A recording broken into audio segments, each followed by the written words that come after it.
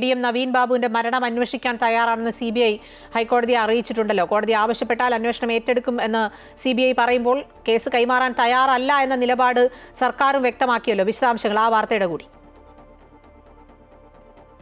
പ്രധാനമായും നവീൻ ബാബുവിന്റെ കുടുംബം നൽകിയ ഹർജിയിൽ ഇതിൽ SITയുടെ അന്വേഷണം തൃപ്തികരമല്ല, അന്വേഷണം അട്ടിമറിക്കപ്പെടുന്നു, തെളിവുകൾ പ്രാഥമിക തെളിവുകൾ പോലും അട്ടിമറിക്കപ്പെട്ടു എന്നുള്ള ആരോപണങ്ങളാണ് ഉന്നയിച്ചത്. ഇത്തരത്തിലുള്ള ആരോപണങ്ങൾക്ക് എന്തെങ്കിലും തെളിവുകൾ നേരിട്ട് ഹാജരാക്കാനുണ്ടോ എന്ന് ഹൈക്കോടതി ആരാഞ്ഞിരുന്നു. ഇതേസമയം തന്നെ ഈ തെളിവുകൾ നഷ്ടപ്പെടാതിരിക്കുവാൻ മജിസ്ട്രേറ്റ് കോടതി ഹർജി നൽകി. മജിസ്ട്രേറ്റ് കോടതിയുടെ ഒരു നിർദ്ദേശം ഇപ്പോൾ നിലവിലുണ്ട് എന്നും ഇവർ അറിയിച്ചു. അപ്പോൾ ഇതിൽ മുതിർന്ന ഉദ്യോഗസ്ഥന്റെ അന്വേഷണം മതിയോ എന്നും ഹൈക്കോടതി ചോദിച്ചു. കാരണം സർക്കാർ ശക്തമായി എതിർക്കുകയാണ്. ഇത് CBI അന്വേഷണത്തിന്റെ ആവശ്യമില്ല, അന്വേഷണം ശരിയായ രീതിയിലാണ്, CBI അന്വേഷണം കൈമാറേണ്ട കാര്യമില്ല എന്നാണ് സർക്കാർ പറയുന്നത്.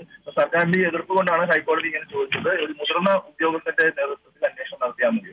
പക്ഷേ നവീൻ ബാബുവിന്റെ ഭാര്യ മഞ്ജുഷയുടെ വാദം പ്രധാനമായും CBI അന്വേഷണം തന്നെ വേണം. കാരണം ഭരിക്കുന്ന പാർട്ടിയുടെ കീഴിലുള്ള ഒരു ഏത് തലത്തിലുള്ള സമിതി അല്ലെങ്കിൽ ഏത് മുതിർന്ന ഉദ്യോഗസ്ഥൻ അന്വേഷിച്ചാലും എനിക്ക് നീതി കിട്ടില്ല എന്നുള്ളതാണ് അവരുടെ ഭാഗം പറയുന്നത്.